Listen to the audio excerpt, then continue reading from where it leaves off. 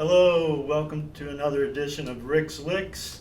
I'm Rick Sebastian, and today I want to cover a style of drumming that has become very, very popular, actually has been for quite some time, and that is called second line street beats. Second line street beats are the type of drumming that you hear with any brass band in New Orleans, and they actually have two drummers, a snare drummer and a guy that plays bass drum, and a little cymbal that's attached on top of the bass drum that's either played with a metal coat hanger or some other type of thing that'll produce, a metallic sound on the cymbal. Now, when it comes to second line, and this is in my book, Independence on the Drum Set, available from Howell Leonard Corporation on their website. And we're going to be focusing on chapter 7 today. The thing you have to understand about second line is it's not just a beat, a type of beat that you learn and you just play that over and over again. In a brass band, the snare drum is playing ideas that are often concentrated around some type of motif, and the same thing goes for the bass drummer. But they're constantly improvising with each other. So one of the challenges of playing second line street beats is you're trying to sound like two people. It's not just one beat or two beats that you learn, and that's all you play. So for those of you that don't have a copy of my book, I'm going to hold this up for a screenshot opportunity, and then I'm going to explain how this system works. Give you a minute to get that screenshot.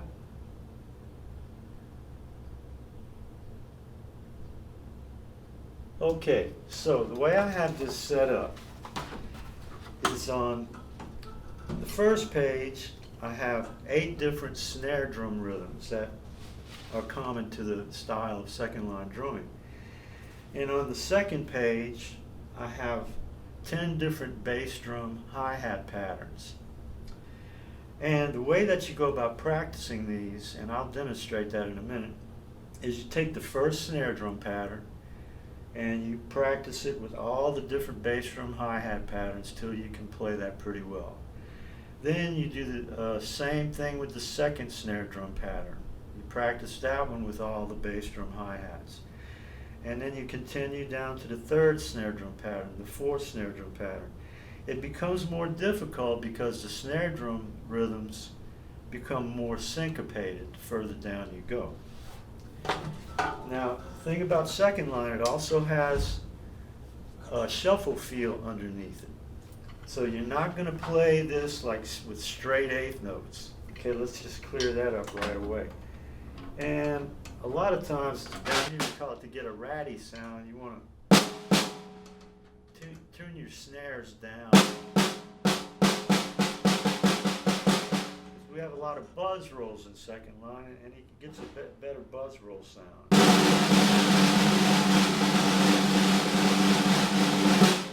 So I'm going to take the first snare pattern, which goes like this: 1, 2, 1, 2, 3, 4.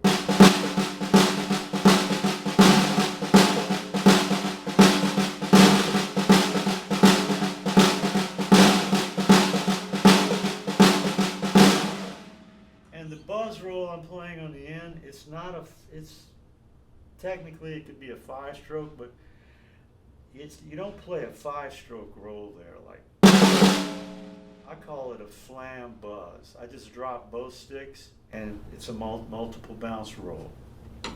So I'm going to take that snare pattern and play with all the bass drum hi-hat patterns, repeating each one time. So I'll play number 1 twice, number 2 twice, on down the page. Okay. 1, 2, 1, 2, 3, 4.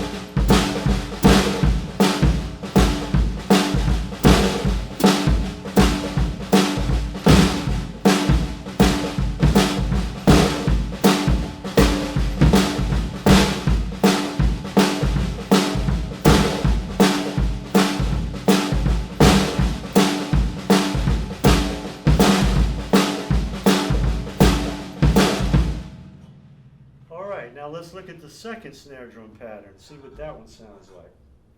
1, 2, 1, 2, 3, 4.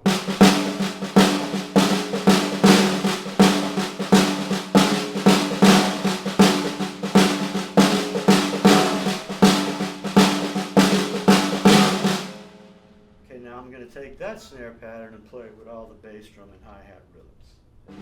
1, 2, 1, 2, 3, 4.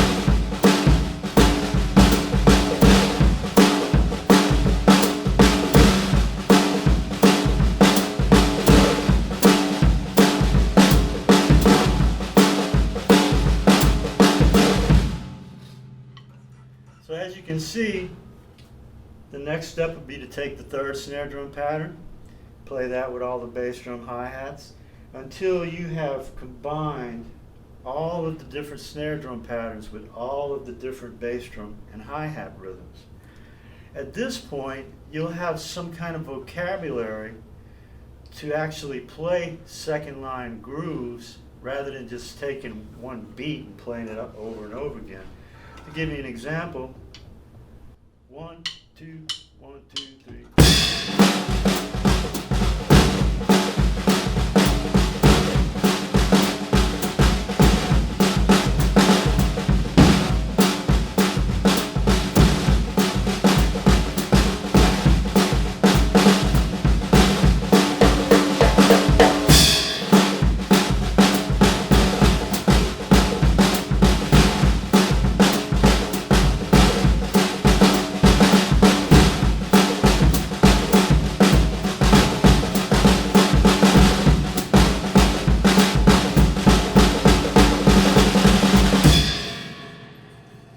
So I wasn't just playing one beat over and over. I was improvising. It's my opinion that a lot of the improvisational nature of early jazz stems from this, from the drummers and the brass bands.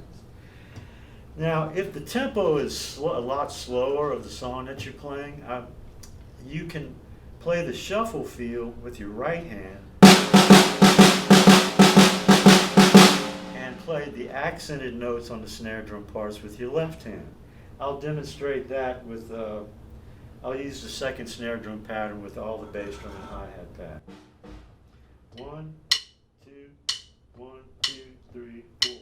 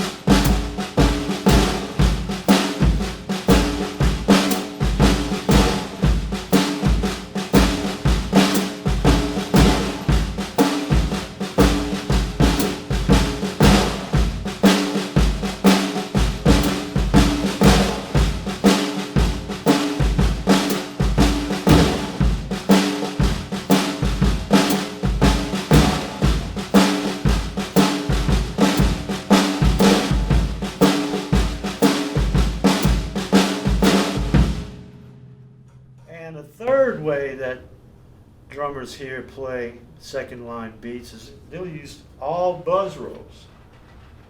let me demonstrate that. I'll use snare drum pattern 3 for this. That number 3 sounds like this. 1, 2, 1, 2, 3, 4.